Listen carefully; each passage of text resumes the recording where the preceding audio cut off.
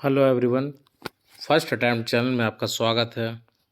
CDPO हम लोग current देख रहे थे, ये पार्ट 2 है और बहुत स्पीड से होगा और इसमें वही टॉपिक को कवर किया गया जहाँ से सवाल बनने का काफ़ी चांस है। उम्मीद करता हूँ कि आपने करंट पढ़ चुका होगा अपने मटेरियल से। तो पार्ट 1 मैंने कंप्लीट कर चुका था, कल मैंने इसका वीडियो डाला और आज पार्ट 2 है। तो लगभग मैक्सिमम जो टॉपिक कवर करना होगा इसमें हो जाएगा। तो इसको एक बार कम से कम सुन जरूर लीजिएगा, काफ़ी आपको इससे हेल्प होने वाला है और मैं इम्पोर्टेंट टॉपिक पर ही फोकस रहेगा मेरा। तो सबसे पहले आपको खेल से आपके सवाल आने वाले, खेल स्पोर्ट्स। तो थोड़ा सा देख लेते हैं। आपको मैं कीवर्ड बोलूँगा, उसको ध्यान में रखना है। इस वीडियो को कम से कम सुन तो जरूर लेना है, सवाल आएंगे इससे। 19वां एशियाई खेल कहाँ हुआ था 2023? तो चाइना में हुआ था। ठीक है, 19वां एशियाई खेल हुआ था आपका चाइना में हुआ था। टॉप किया था चाइना, भारत का पोजीशन 4th नंबर था। ठीक है, 19वां एशियाई खेल 2023। ठीक है, और बात करें तो उद्घाटन समारोह में कौन थे? तो ध्वजवाहक तो हरमनप्रीत सिंह थे और लवलीना बोरगोहेन थे मुक्केबाजी से। ठीक है, ये याद रहा तो ठीक है, नहीं तो कम से कम याद रखिएगा कि चाइना में हुए थे, चाइना में हुआ था और भारत का रैंक 4था था। पहला कौन था? तो चीन ही था। अब अगला टॉपिक है 37वां राष्ट्रीय खेल। ठीक है, यहाँ से सवाल आपके बन सकते हैं। 37वां राष्ट्रीय खेल 2023 गोवा में हुआ था। शुभंकर पूछा जा सकता है, मोगा है। ठीक है, सर्वश्रेष्ठ पुरुष खिलाड़ी श्रीहरि नटराज तैराकी से थे, ये याद रखिएगा। और टॉप कौन किया था 37वां राष्ट्रीय खेल में? तो महाराष्ट्र किया था। ये फैक्ट कम से कम याद रखना है। चलिए आगे देखते हैं। आप बताइए झारखंड का क्या स्थान था? चौथा चौथा खेलो इंडिया यूनिवर्सिटी गेम तो असम में हुआ था। और इसमें जो टॉप था तो चौथा च से शुरू हो रहा है, तो चंडीगढ़, याद रखिएगा चंडीगढ़ ये था यूनिवर्सिटी गेम और चंडीगढ़ इसमें टॉप था। ठीक है, फिर है चौथा खेलो इंडिया विंटर गेम, बहुत इंपॉर्टेंट नहीं है, बस ले में याद रखिए, ले में हुआ था। ठीक है, ये इंपॉर्टेंट है। एक है ग्रैंड स्लैम से, यहाँ से सवाल आपके आते हैं। ठीक है, इसको हम लोग देखते हैं।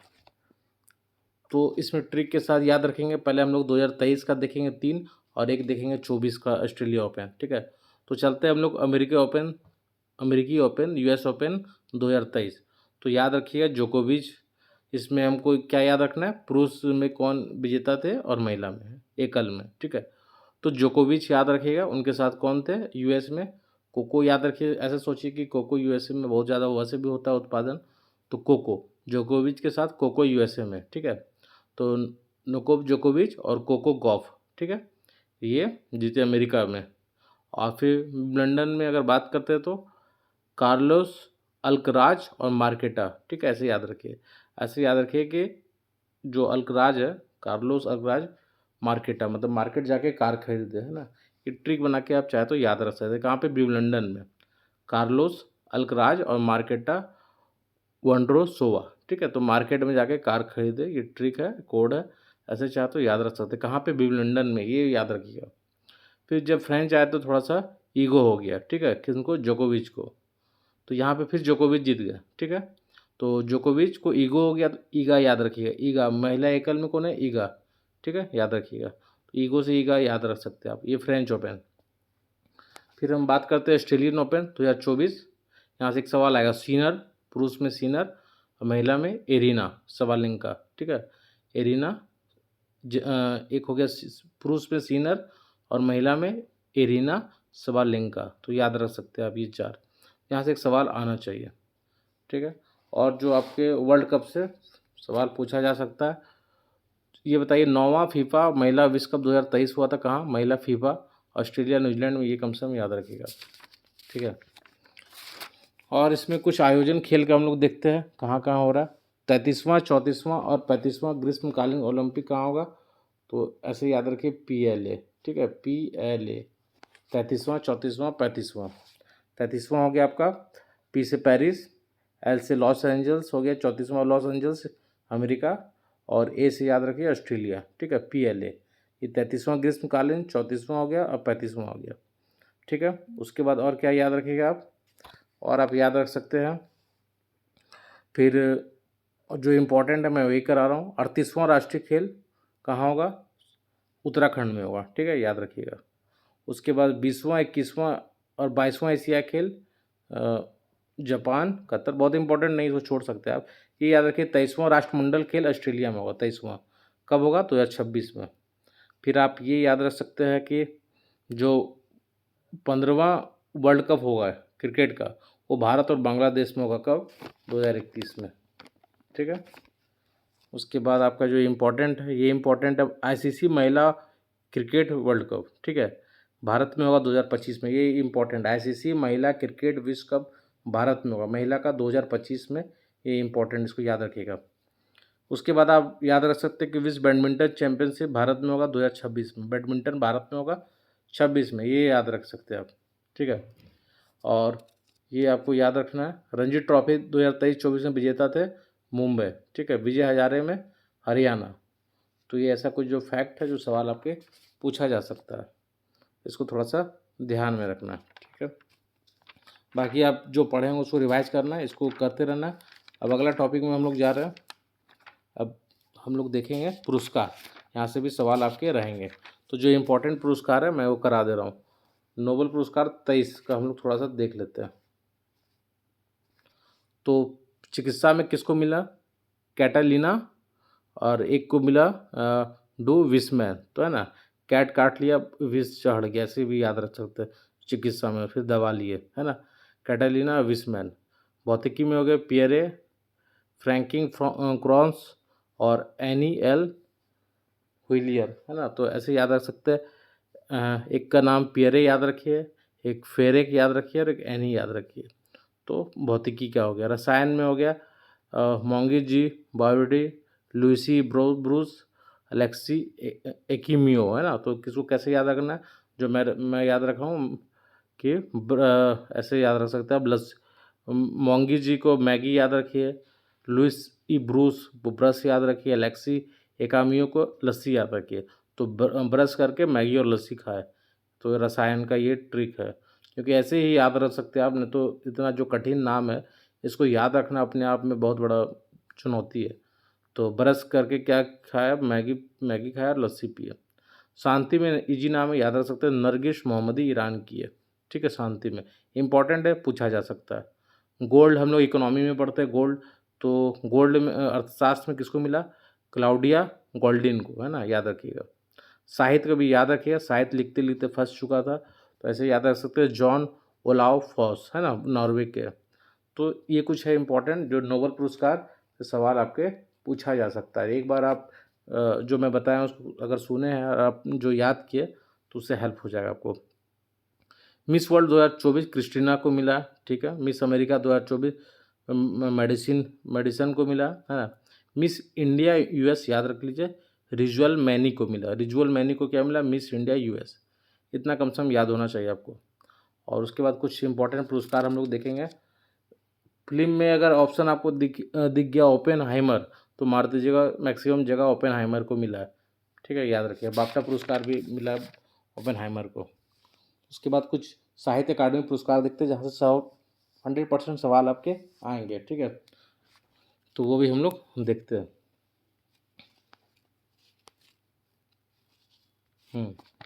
तो अंग्रेजी के लिए नीलम शरण गौर को मिला उपन्यास रेक्यूम इन रागा जानकी, याद रखिए। अंग्रेजी में किसको मिला, नीलम शरण गौर को मिला अंग्रेजी के लिए। हिंदी के लिए याद कम से कम रख लीजिए, संजीव मुझे पहचानो, दो जरूर याद रखिए। 2023 में मिला अंग्रेजी में नीलम शरण गौर को उपन्यास रेक्यूम इन रागा जानकी, और हिंदी में संजीव को मिला मुझे पहचानो, ये दो याद रखिएगा। 69वां राष्ट्रीय फिल्म पुरस्कार 2023 का अगर बात करें तो फीचर फिल्म याद रखिए रॉकेटरी को मिला, ठीक है। और हिंदी फिल्म में सरदार उधम सिंह को मिला, ठीक है, ये याद रखिएगा। ठीक है, उसके बाद बात करते हैं हम लोग दूसरा। उसके बाद ये इम्पोर्टेंट है, मुझे लग रहा सवाल आ सकता है, 69वां फिल्म फेयर अवार्ड, ठीक है।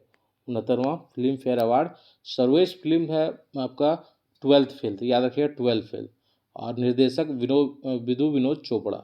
सर्वश्रेष्ठ अभिनेता रणबीर कपूर, अभिनेत्री आलिया भट्ट। ये याद रखिएगा, इंपॉर्टेंट लग रहा है।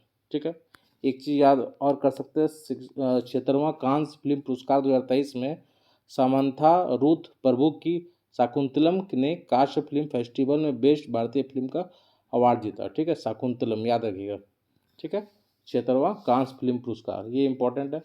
पद्म पुरस्कार हम लोग देख लेते हैं 2024, यहाँ से लगता है एक सवाल आना चाहिए मेरे ख्याल से। पद्म पुरस्कार 2024 में टोटल कितना लोग को मिला? 132 लोग को मिला।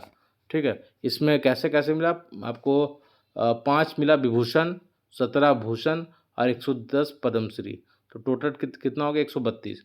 अब 5 विभूषण किनको किनको मिला वो आपको याद होना चाहिए, तो मैं उसको याद कराने की कोशिश करता हूँ आपको। ठीक है, एक तो वैजयंती माला बाली को मिला कला के लिए। ठीक है, वैजयंती माला बाली। दूसरा मिला आपको चिरंजीवी, याद रखिए, उनको भी कला के लिए मिला। वेंकैया नायडू को मिला सार्वजनिक मामला के लिए। बिंदेश्वर पाठक पता है आपको, सामाजिक कार्य के लिए मिला। और पद्म सुब्रमण्यम को मिला कला के लिए। तो सुब्रमण्यम हो गया कला।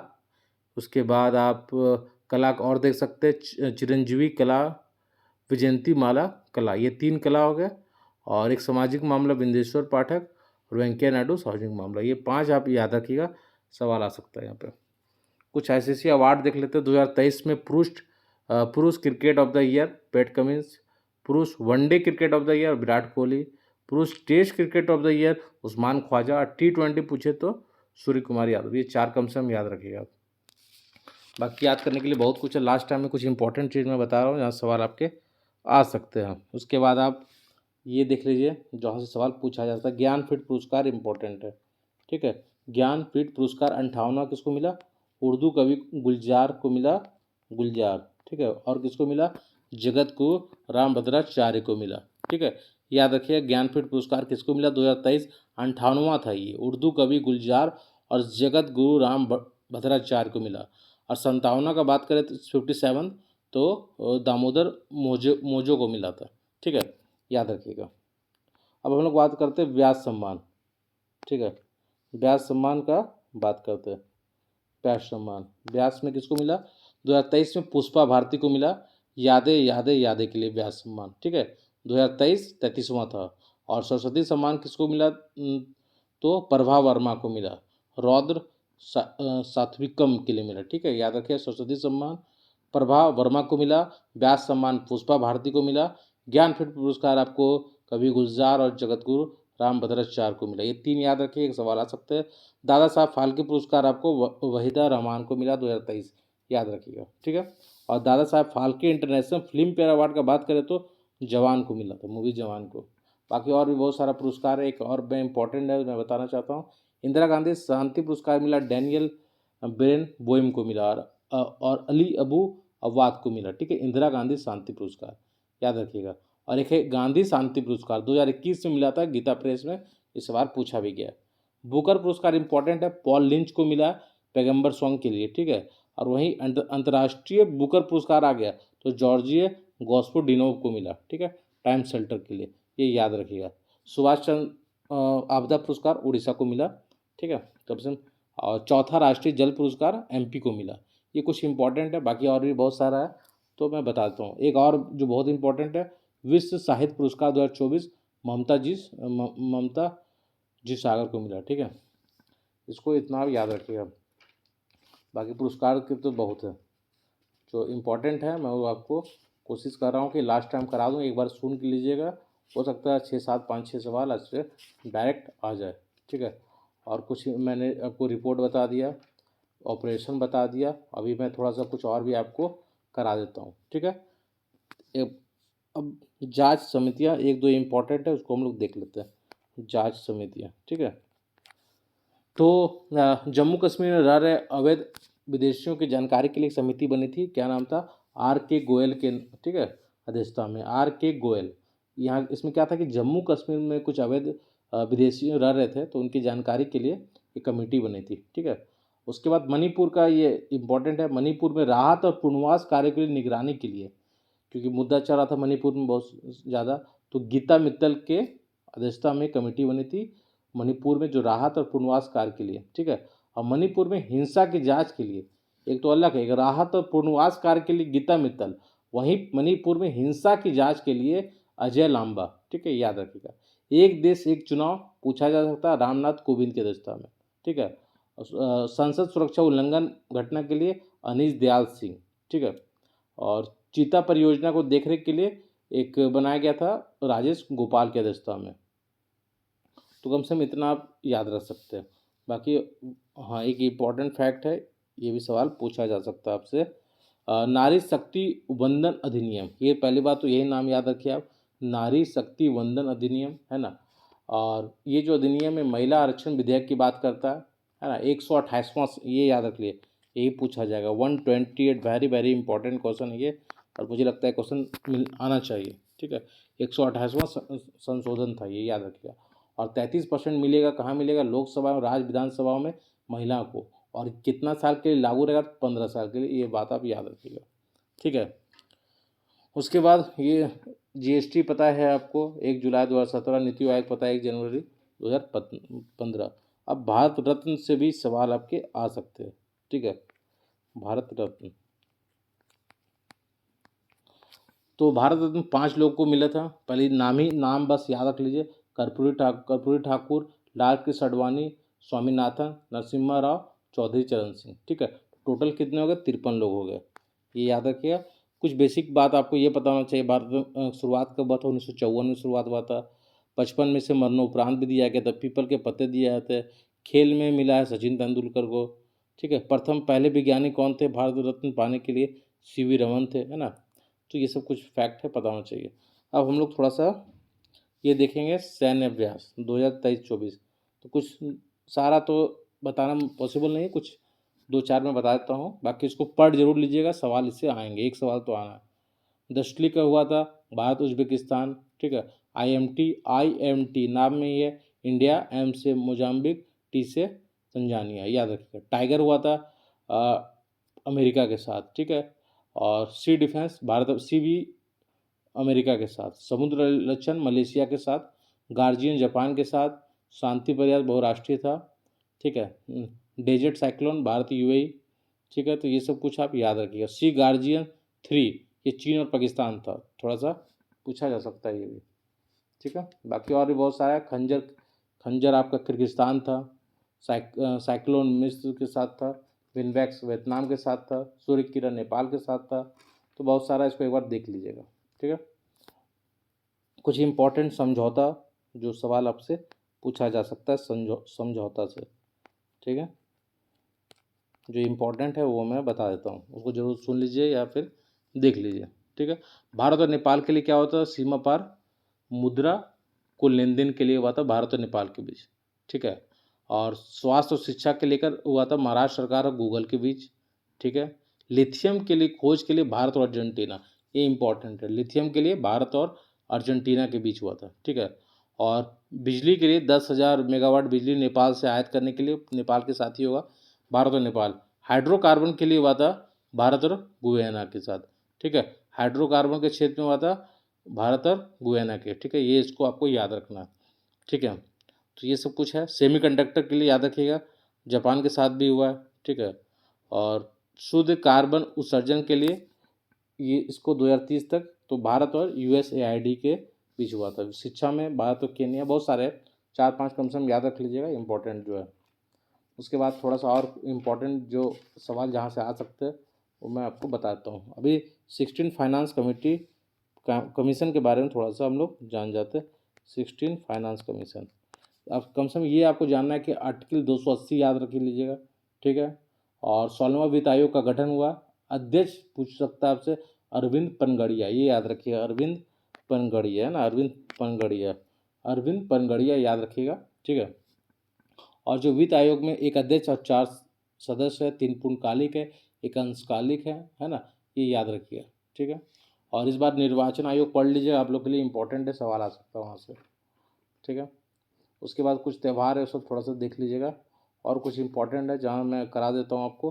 75 गणतंत्र दिवस में कौन आए थे वो मैं बताता हूँ, यहाँ से सवाल कई बार पूछा जाता है। 75, ठीक है। तो मुख्य अतिथि थे मैक्रोन, थे फ्रांस के राष्ट्रपति, ये याद रखिएगा। और जो इसमें प्रदर्शन हुआ था उड़ीसा को टॉप मिला था झांकी में, ठीक है। विषय क्या था, विकसित भारत में महिला सशक्तिकरण, ठीक है, ये याद रखिएगा। उसके बाद और जो सवाल फॉरेस्ट रिपोर्ट से पूछा जा सकता है, रिपोर्ट से सवाल आपके, तो वो भी थोड़ा सा इम्पोर्टेंट है फॉरेस्ट रिपोर्ट। तो देश में कुल वन और वृक्षारोपण पूछा तो 24.62 हो जाएगा। कुल वनावरण पूछा तो 21.71 हो जाएगा। ठीक है, वनावरण में वृद्धि पूछा तो 1540 वर्ग किलोमीटर हो जाएगा, और मैंग्रोव का वृद्धि पूछा तो 17 किलोमीटर हो जाएगा।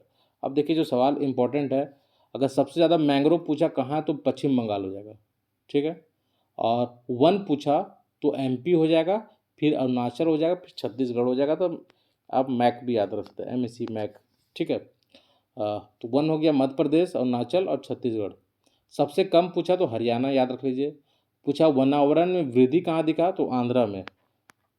इस बार का जो रिपोर्ट है सबसे ज़्यादा वृद्धि दिखा आपको आंध्र प्रदेश में। अब प्रतिशत में पूछा कि सबसे ज़्यादा कहाँ है तो मिजोरम है। ठीक है, याद रखिएगा 84%, 84। ठीक है, ये कुछ फैक्ट है। और उसके बाद आपसे सवाल पूछा जा सकता है कृषिगत उत्पादन में। तो चावल में पता है आपको भारत में बंगाल है, गेहूं में उत्तर प्रदेश है, मक्का में आपका कर्नाटक है। ठीक है, दलहन में MP है, मूंगफली में आपका गुजरात है, गन्ना में आपका यूपी है, जूट में पश्चिम बंगाल, तंबाकू में आंध्र, ये याद रखिएगा। चीनी में वर्ल्ड में भारत है। ठीक है, याद रखिएगा। और वैसे महाराष्ट्र है। मसाला में भी भारत है, याद रखिएगा, और MP है। तिलहन में भी भारत है, राजस्थान है। तो भारत किस में आगे है? चीनी में भारत आगे है, मसाला में भारत है, तिलहन में भारत है।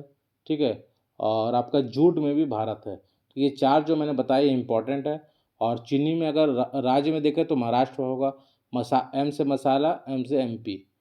तिलहन हो गया राजस्थान, और आपका जूट हो गया पश्चिम बंगाल। ये याद रखिएगा, पूछा जाता है।